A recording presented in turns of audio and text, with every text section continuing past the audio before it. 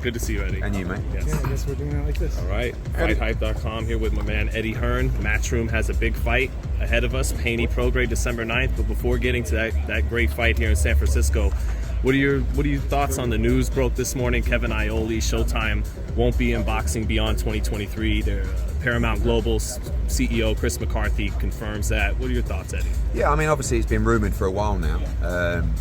I think that, look, a lot of people don't get on with people in boxing, but you also got to look at the bigger picture. It's not great news for boxing. It's just a sign of the future, and a sign that the way that content is being distributed and delivered to fight fans, and that is via streaming.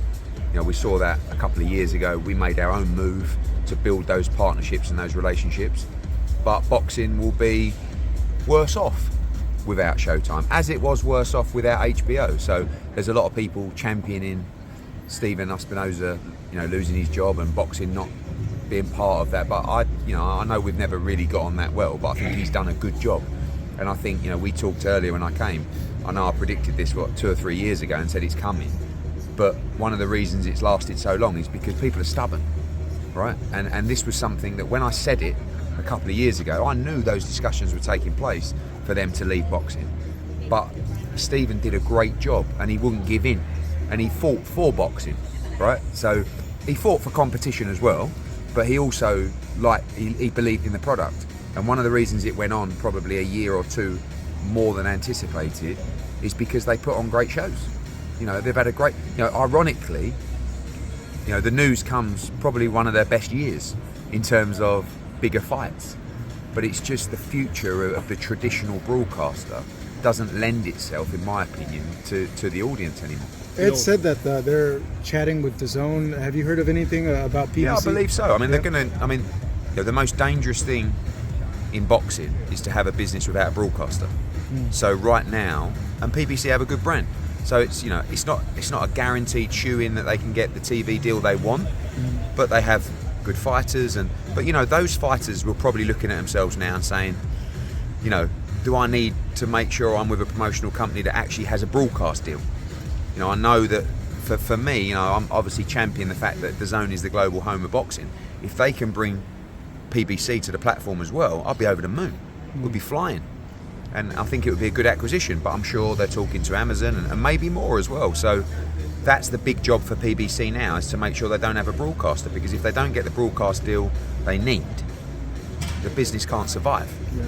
But they have a good brand, so I'm sure they'll be okay. And this fight between Prograis and Haney, who do you favor to win this fight? I had a really good debate with Regis and Hitchens and his crew in the car the other day in Orlando. And it was really split between, a lot of people feel like Prograis wins this fight by stoppage, and a lot of people feel that Devin schools him. And they were quite passionate either way about it. They weren't friends of the guys, but that's kind of the way I guess it plays out. Can Regis deal with the trickery of Devin, and can Devin hold up to the power of Regis Prograis? I think if you look at the Zorilla fight, you make Devin the favourite. But was it, it was just a fight where he was kind of undermotivated and underperformed. But how is Devin going to perform at 140? Two arguments might be he'll be really good and strong because he's been struggling at 35, and the other one might be he might not be big or strong enough, and maybe his assets at 135 was his size. So I just think it's a great fight. I respect Devin because he could have had an easier route, but I think this was a master play by him and Bill, if they pull it off, to move up and to get a belt at 140 after everything they did at 135. Would you say Prograis is the hardest puncher at 140? If he's not, you got Regis, you got Teofimo. I know Tank fluctuates between the weights, but I would say Regis is the hardest puncher. And Devin, everyone likes to play back the Linares clip where he got rocked at the end of the round. This happens in boxing, but can he stand up to the firepower of Regis Prograis if he's getting hit flush? A lot of people think no, but I guess his plan is not to get hit flush. Eddie, if Haney wins this fight, and I do believe he's a favorite, what would be the long-term plans with him? Because I think you have an option to match and whatnot. We'll make the Ryan Garcia fight. I mean, that's, DAZN know that the winner of this fight should fight Ryan Garcia. I mean, Ryan Garcia is with DAZN, he's with Golden Boy. That fight is so easy to make right now, and I think whoever wins this fight, if it's Devin Haney, if it's Regis Prograis, it's a February, it's a March fight in Vegas, in Los Angeles against Ryan Garcia, and it's a massive, massive fight for boxing. We got your friend Bob Arum to contend. He apparently him and Oscar have discussed Ryan and Teofimo for next year. Yeah, 2 different broadcasters, maybe, but I think that the winner of this fight is the man at 140, because Teofimo, as good as his wins are, you never know what he's going to do. One of the problems with Teofimo Lopez, and this is a problem for Top Rank and ESPN, when you talk about that Heisman date, you can't rely on this guy to do a sensible deal for a fight. Like, you imagine trying to negotiate with Teofimo Lopez to fight Ryan Garcia. Can you imagine the numbers that he would pull from the sky?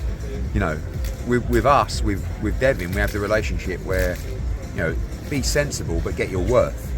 And I just think that it's a conversation that wouldn't take long to make that fight. People have been talking about Devin Haney, Ryan Garcia for a long time, and it's a mega fight. But if Regis goes in and knocks Devin Haney out, all of a sudden he puts himself up there as a top pound-for-pound fighter himself. Well, you say this is for the man. You said this is for the man at 140. It's difficult because Teo technically beat the lineal, right? Yeah, maybe. But then again, Josh Taylor. I think there are always true question marks over his pound-for-pound quality. I don't mean that disrespectfully. I think he's a tremendous fighter, but he did beat Regis Prograis in a fight that could have gone either way, and he beat Ramirez. How good actually is Ramirez? Still means Taylor's a top fighter, but I think you can't take anything away from Teofimo and I think when you look at Regis's performance against Zorilla, Teofimo looked terrible in his performances before Josh Taylor, and then performed really well in the big fight. And I think Regis is the same kind of guy.